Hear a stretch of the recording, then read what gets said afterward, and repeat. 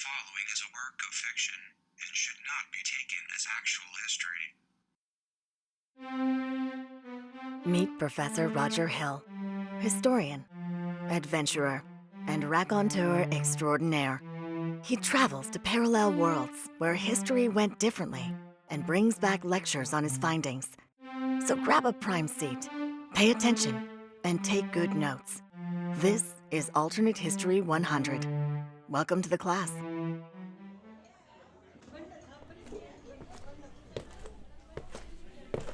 Good morning.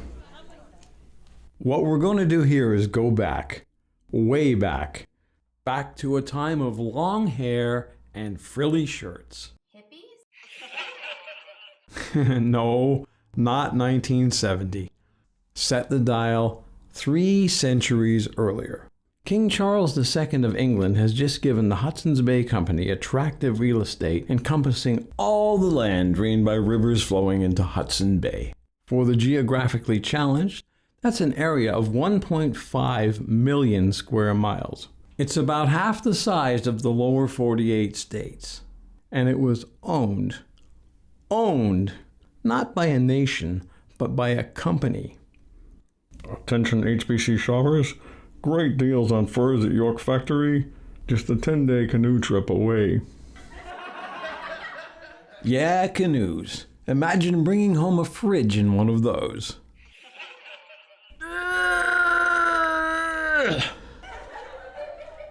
The portages would be deadly.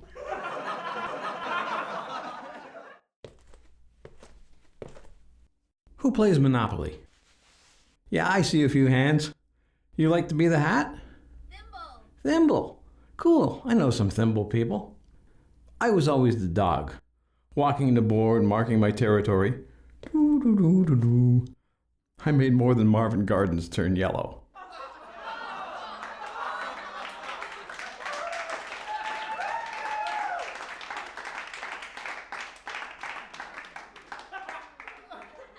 But in Monopoly, you not only buy properties, you sell them and trade them.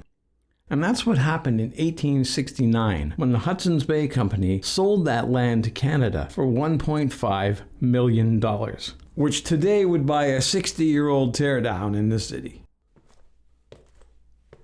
But in this other world I visited, something went awry in that land deal.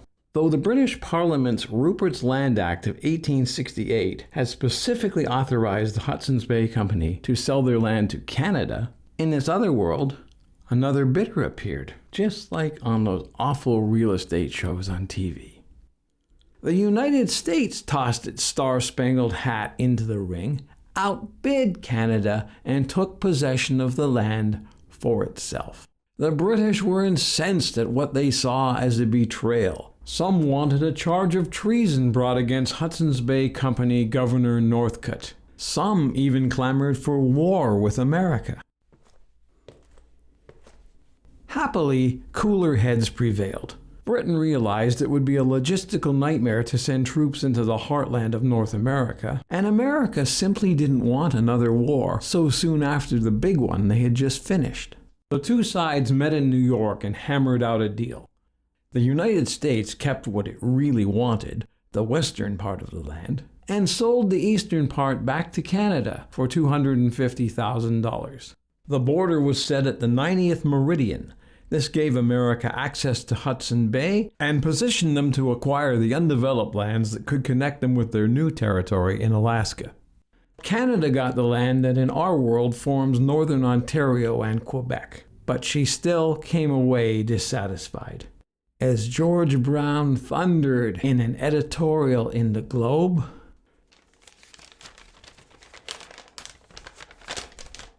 "The mother country has sold us out, and John A. Macdonald's dream of our nation stretching from Atlantic to Pacific has been rudely awakened by the clatter of American dollars and the deafening roar of British indifference to our concerns. What will happen to British Columbia now that she is cut off? And for that matter, what will happen to us?" Thank you. People thundered well in those days, didn't they? But here's what did happen. a peaceable transition, and then this. The Métis in Manitoba were annoyed that their land had been transferred without consultation. They were not specifically opposed to becoming American, but they did want a say in how they were governed. They wanted the protection of French language rights. They wanted the continuance of Catholic schools. And they most certainly did not want the territorial governor sent by Washington to administer their affairs. As numbers of Americans and immigrants from Protestant nations flowed in, friction developed. Things came to a head when the Métis executed a young American troublemaker named Scott Thomas. Washington sent in troops under the command of a guy you may have heard of, George Armstrong Custer. Métis leader Louis Riel had the good sense to skedaddle before those troops arrived and the rebellion ended. Custer wanted to pursue Riel, but President Grant kept him on a short leash. Seeing the troubles in annexing Manitoba made Grant think twice about allowing settlers to go into Saskatchewan and Alberta. There was, after all, plenty of land still available in the vast Dakota Territory. If only there wasn't all that trouble with the natives. In a flash, the answer came. Grant would offer the natives the chance to live their traditional lives in the new lands north of the 49th parallel. Alberta and Saskatchewan would become a northern Oklahoma, clearing Dakota for settlers. The policy was implemented in the summer of 1871, and like previous relocations, met with varying degrees of cooperation from the natives. Some tribes saw the move as much preferable to being hemmed in on reservations, while others chose to fight. But the wars of their 1870s were much smaller than ours, due in part to the fact that Grant kept Custer posted to Fort Garry and assigned the Dakota relocation to other officers who were less inclined to pick fights with the natives. Custer seethed, feeling that he was missing out on the glory that could only be earned in combat. He hated being essentially a peacekeeper in a land of people he despised. But he bided his time, figuring an opportunity would come. And come it did. In 1885, Louis Riel led a Métis rebellion, declaring an independent state in Saskatchewan. Allied with the natives, he posed a major threat to American hegemony in the region. Custer did not wait for orders. He took his men across more than 500 miles of prairie, doing so without railroads because that world did not have lines there, and swiftly crushed the uprising. In truth, the military operation wasn't much, resulting in less than 100 deaths on both sides. But Custer's publicists made it sound like the greatest victory for American arms since Gettysburg. Newspapers carried the exaggeration, and Custer became a national hero. In 1888, he snagged the Republican nomination and went on to be elected as America's 23rd president. Things happened quickly during Custer's first term. North Dakota, South Dakota, and Montana became states in 1889. The lands to the north remained territories, and there was much demand from settlers wanting to go there. And Custer broke precedent and let it happen. Predictably, there was conflict with the natives, which was exactly what Custer wanted. The massacre of a settlement in southern Alberta, photos of which horrified the nation, gave President Custer the justification he needed to launch a military campaign to force all of the natives onto reservations. Dubbed the Final Subjugation, the campaign harassed native encampments and resumed wiping out the buffalo. By 1895, it had achieved its goals. All the natives were on reservations, and the settlers flowed in. Towns sprang up, and in 1907, the new states of Manitoba, Saskatchewan, and Wild Rose were admitted to the Union, along with Oklahoma. And where was Canada in all this? Well, they managed to get Prince Edward Island to join Confederation and to stop Nova Scotia from seceding. But Newfoundland remained a colony, as did isolated British Columbia, who really had no other option. A terse diplomatic note from Britain to Washington made it very clear that Her Majesty would not look kindly upon an American annexation of the territory. The Brits wanted to keep the port of Vancouver, and the Americans didn't really need it.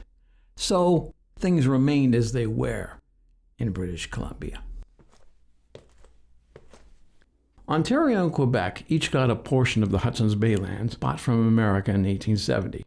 They tussled for power like the eldest brothers in a family, while their smaller siblings groused about how they did not always get their share.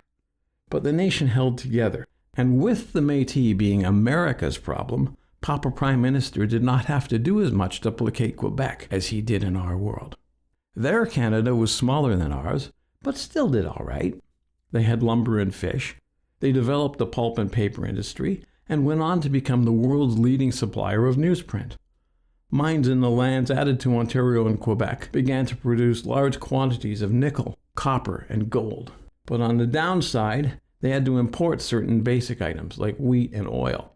This led to high prices for consumers, which led to reciprocity, free trade with the United States early in their 20th century. And contrary to the fears of nationalists, this did not lead to absorption. Canada remained an independent nation, less industrialized and more reliant on the export of natural resources than our version, but still independent. The true Northeast, strong and free. And that leads us to this week's assignment. I want you to dig through the materials I've brought back and write a 2,000-word essay on whatever intrigues you about this parallel world. Here are a few suggestions. Compare and contrast that world's America with our own. Or do the same with the two Canadas. You could tackle this essay from a political, economic, or cultural point of view. Have a look at their presidential succession after Custer. I'll give you the first one. Since Custer totally pooped the bed with his handling of the Panic of 1893, the Republicans were tossed in the election of 1896. That means William Jennings Bryan went to the White House and got reelected in 1900 and assassinated by a crazy anarchist in Buffalo in 1901. You can take it from there. Explore whether or not territory is the most important thing a nation can possess. Is the world really like a giant game of Monopoly? That's due next class. Class dismissed.